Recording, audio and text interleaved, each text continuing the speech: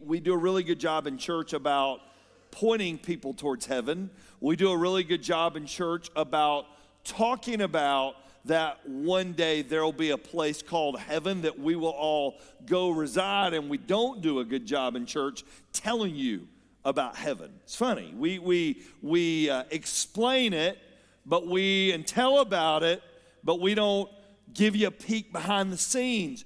This conversation that we're going to read is taking place days before the cross. He's gathered with these 12, his guys. They're in an upper room. The cross is in his sights. He knows it's coming. He's told them it's coming. They don't want to think it's coming. And so he says what he says to us today. He says to them because he knows they didn't get it, just like we don't get it. So in the New Testament, Jesus talks a lot about brides and bridegrooms. He said that the church, us, is the bride. He is the bridegroom.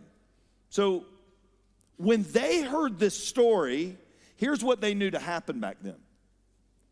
When a young man would be betrothed or engaged to a young lady, a little different back then, but when they were engaged and he went and asked the father for his daughter, he would usually carry a gift to the father, like a cow.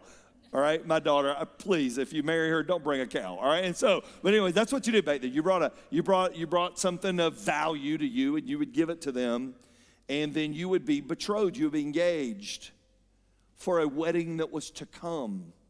Now, here's what the young bridegroom would do. To get ready for the wedding, this young bridegroom would go back to his parents' house and build a room onto his parents' house to one day bring her home to that room.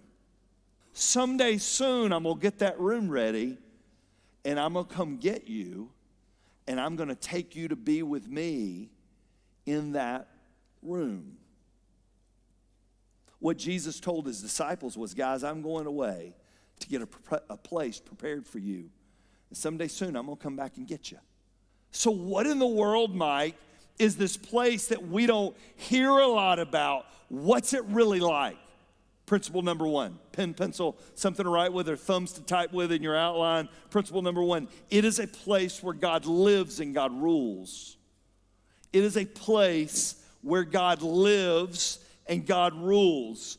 In my Father's, what's the next word? Oh, help me out. In my Father's what? House. It is a place that the Father lives and rules. It is an actual place.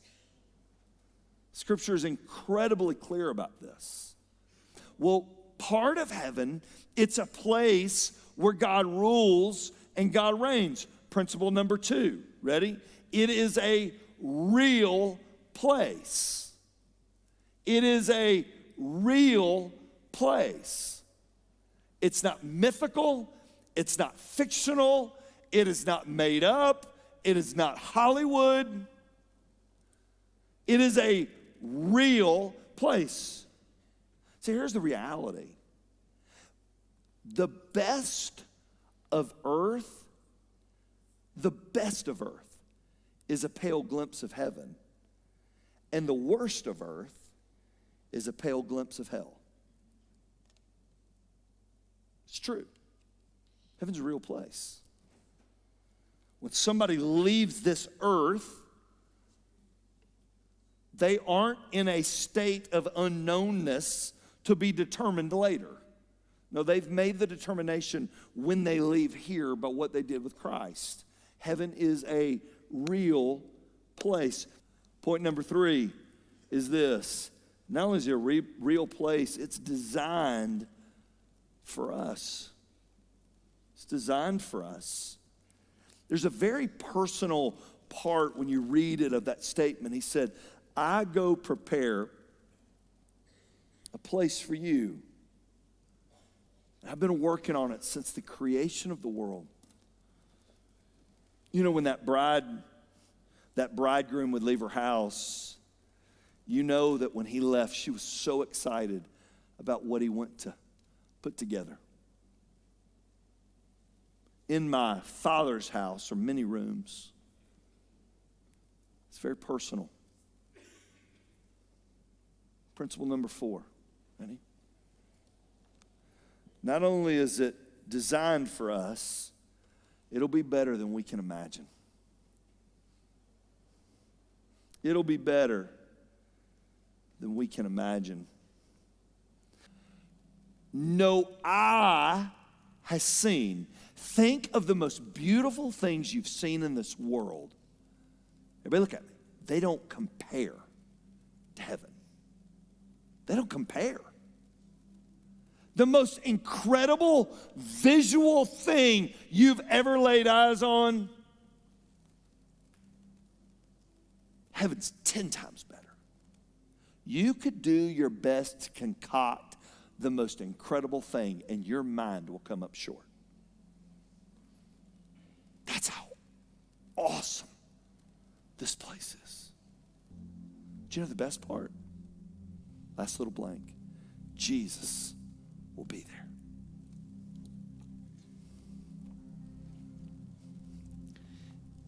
Whew.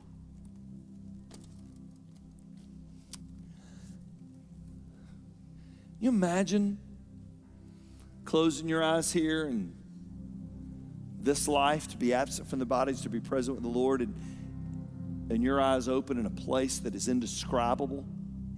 And we're going to do 4 weeks breaking this apart, all right? But you see a face you've always imagined what it would look like.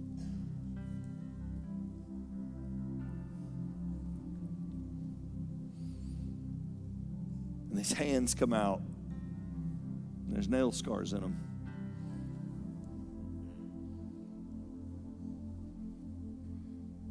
There's a line of people that you lost here. They're standing right behind him waiting to see you. It's true.